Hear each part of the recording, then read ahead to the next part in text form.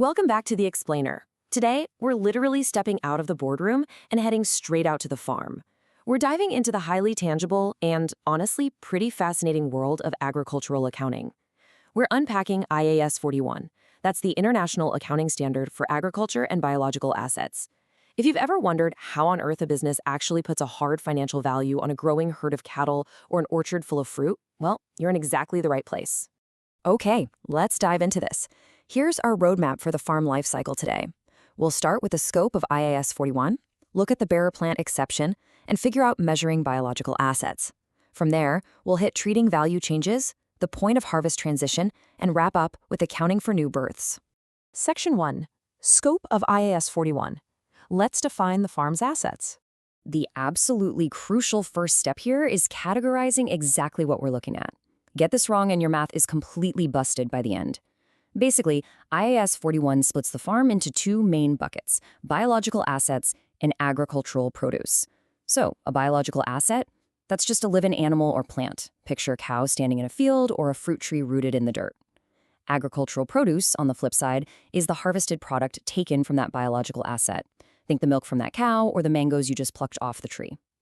It's super important to realize that while IAS 41 is the ultimate rulebook for all agricultural produce, it only actually applies to specific types of living biological assets.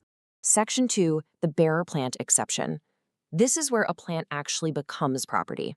Now, what's really interesting about this is a major yet totally logical exception to the rules we just went over. Let's look at a classic example: a mango tree versus its mangoes. A mango tree is living, right? It lives longer than a year, and its whole job in life is just to bear agricultural produce. Because it acts a lot more like, say, a piece of factory machinery pumping out inventory year after year, the tree itself is classified as a bearer plant. This means it actually falls under IAS 16, property, plant, and equipment. It's measured at cost or reevaluation, and yeah, it gets depreciated. But the mangoes it produces, those are agricultural produce. They fall squarely under IAS 41, they're measured at fair value less cost to sell, and there is zero depreciation. It's a game changer of a distinction.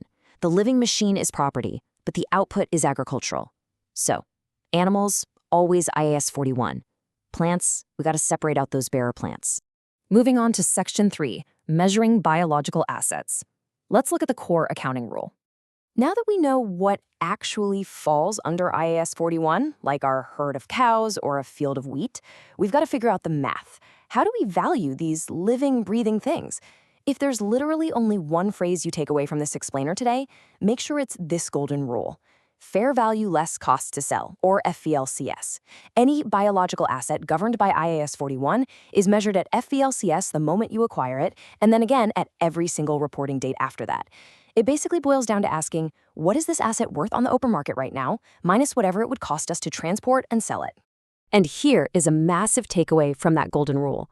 Under the FVLCS model, there is absolutely zero depreciation charged on these living biological assets. I mean, think about the logic for a second. We are constantly updating the value of the asset to its current fair market value at every reporting date, right? So we don't need to systematically depreciate it over a useful life like we would a tractor. The fair value adjustments just naturally capture the reality of the asset's changing life. Okay, but what if you buy some incredibly unique asset and you just can't figure out its fair value reliably on day one? Well, there's a strict one-way street for this exception. If FVLCS literally cannot be reliably measured initially, you are allowed to measure it at cost less accumulated depreciation. But, and this is a big but, the standard is crystal clear here.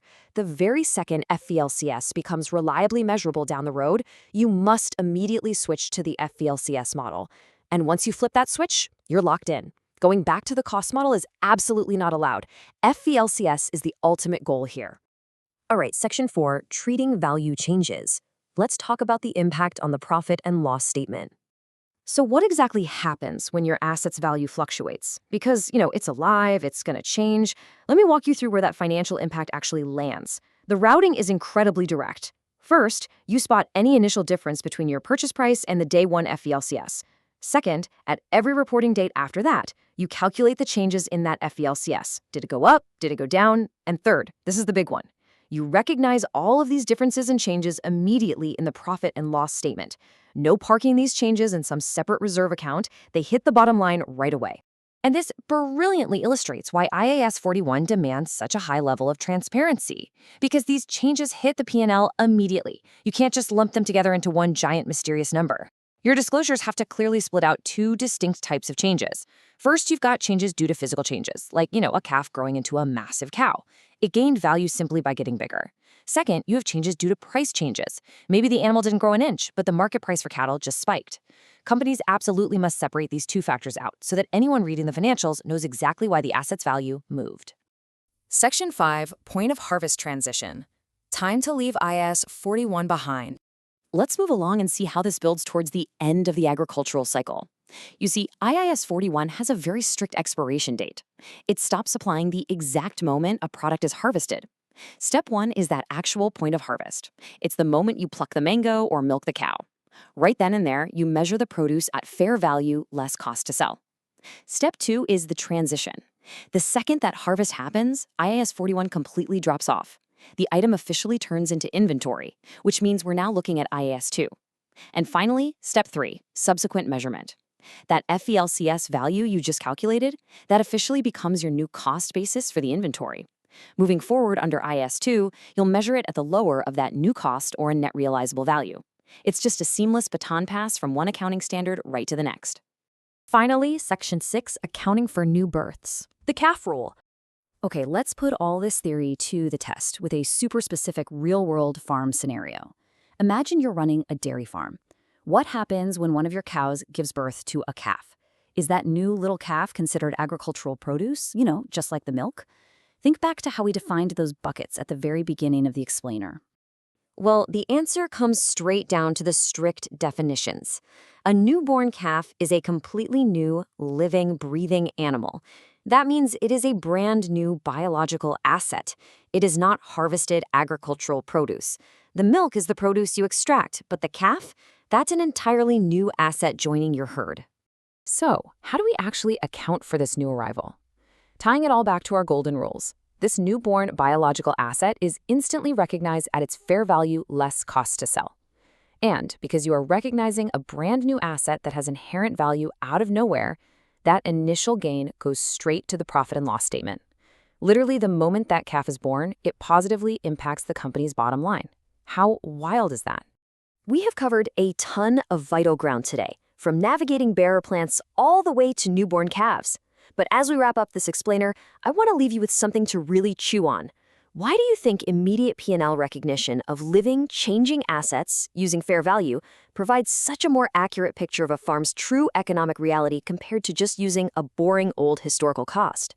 I mean, think about how a biological asset naturally grows, breathes, and generates value entirely on its own over time. Ponder that as you review these concepts. Thanks so much for joining me today. Keep digging into those standards, and I'll see you in the next explainer.